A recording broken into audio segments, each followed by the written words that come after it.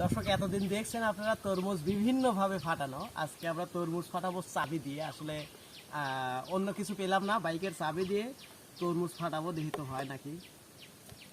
না, তরমুজ পাকা নাই মনে হয়, পাকা নাই, কাঁচা মনে হচ্ছে। দেখা যাক কি হয়।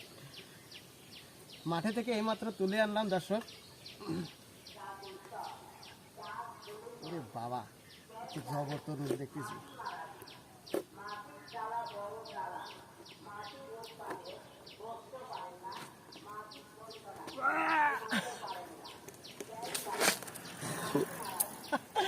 গরম গরম কালার হয়েছে দর্শক, দেখতে পাচ্ছেন একদম পাক্কা কালার।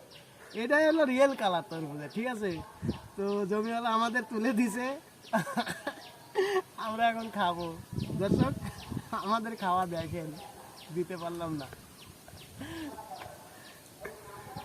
এটা কাম হলো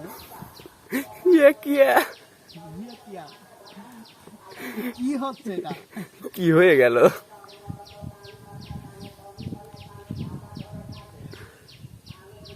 চাবি দিয়ে তরমুজ ফাটানো হচ্ছে।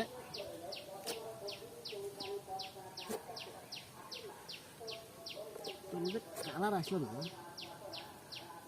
গাছরা রাজা আমলম খাবো। মিষ্টি আছে।